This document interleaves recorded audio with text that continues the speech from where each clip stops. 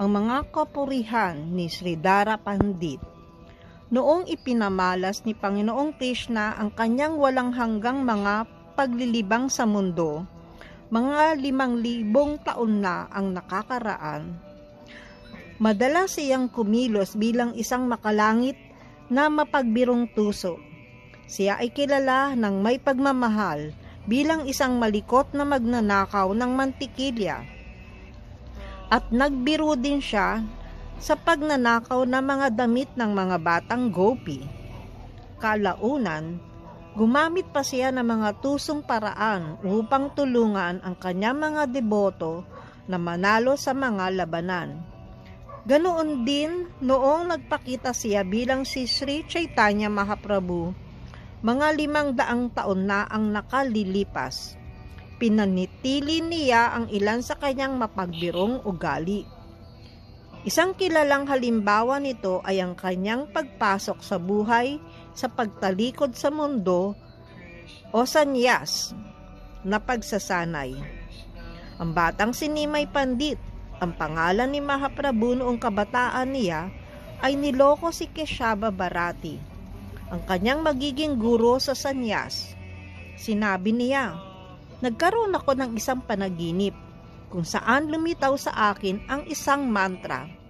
Hayaan mong sabihin ko ito sa iyo at sabihin mo kung tama ito." Ibinulong niya ang mantra kay Keshava Bharati. Sa paraang ito, si Mahaprabhu mismo ang nagbigay ng pagsisimula o initiation sa kanyang guro, sa halip na siya ang tumanggap mula rito. Ang buong seremonya ng sanyas ay isang tusong pakana. Si Keshava Bharati ay isang sanyas mula sa paaralang Mayavadi na hindi nagbibigay diin sa pagiging persona ng Diyos. Laban dito, nakipaglaban si Mahaprabhu.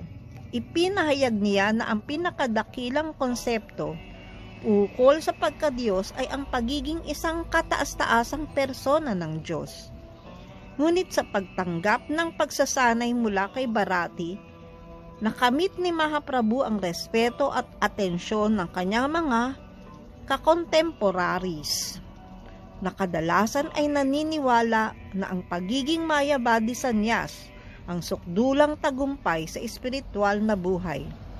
Gumamit din ng kahalintulad na taktika ang tanyag na komentarista noong 14 na siglo na si Sridhara Pandit.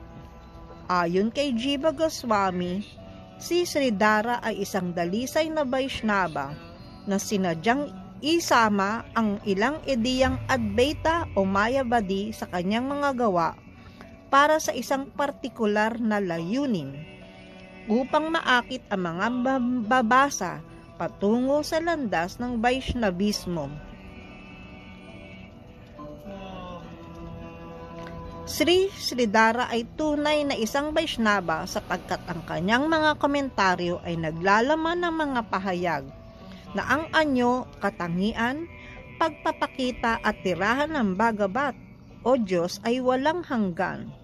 Gayon din ang mga katawan ng kanyang mga tagasunod at ang mga deboto ng Bhagavat ang nasa pinakamataas na uri at papalapit sa kalayaan mula sa pagkakagapos. Dagdag pa ni Baladeva, ang mga pahayag ni Sridhara na tila Advaitin ay parang pain na nakasabit sa dulo ng isang kawil na ginagamit upang akitin ang isda. Kaya naman ang dakilang komentarista ay gumamit ng isang uri ng mapagbirong taktika, isang paraan susundan din ni Sri Chaitanya, ang pagkakahanay sa isang ginagalang ngunit nadiligaw na tradisyon upang maituwid ito. Kaunti lamang ang nalalaman tungkol sa buhay ni Sridhara Pandit. Ang kanyang malinaw at maliwanag na mga komentaryo sa mga tanyag na tekstong Vaishnava ang mga hiyas na naging dahilan kung bakit siya naaalala hanggang ngayon. Malamang na siya ay ipinanganak sa isang nayon malapit sa Remuna, isang maliit na bayan sa distrito ng Balashore sa Odisha. Si Sridhara Pandit ay nag-asawa noong kanyang kabataan. Nagkaroon siya ng isang anak na naging isang kilalang scholar sa kanilang lugar. Si Sridhara ay maagang nagpakita ng hilig sa pagtalikod sa makamundong buhay at kalaunan ay tumanggap ng sanyas o pagpasok sa buhay na itinalaga sa espiritual na pagsasanay at pag-aaral. Sa loob ng maraming taon, siya ay naging manhat ng Govardhan Mata sa Jagannath Puri, isa sa 4 na monasteryo na itinatag ni Adi Shankara noong ika-8 siglo. Dito niya nakamit ang reputasyon bilang isang pangunahing pilosopo ng Advaita. Ang guro ni Sridhara Pandit na si Paramananda ay hindi gaanong kilala, bagamat ang kanyang pangalan ay palaging lumilitaw sa mga tala ng kasaysayan. Sa kalaunan, sa simula ng komentaryo ni Sridhara Pandit sa Bhagavatam, siya ay nagbigay galang sa isang sadhu na may ganitong pangalan. Pinagtitibay ang dakilang personalidad na ito bilang kanyang espiritual na guro. Pinakakilala si Sridhara Pandit dahil sa kanyang komentaryo sa Srimad Bhagavatam na tinatawag na isang ilaw na nagliliwanag sa layunin o orihinal ng kahulugan.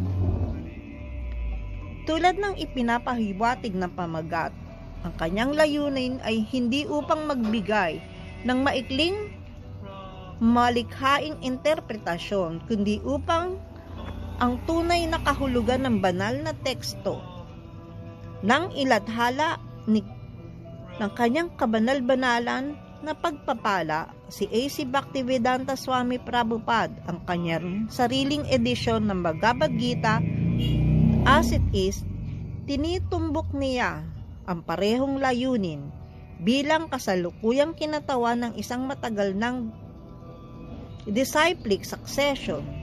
Ipinapasa niya ang orihinal na diwa ng mensahe ng Gita sa pamamagitan ng pagsasalin at komentaryong tapat sa orihinal na mensahe ni Panginoong Krishna.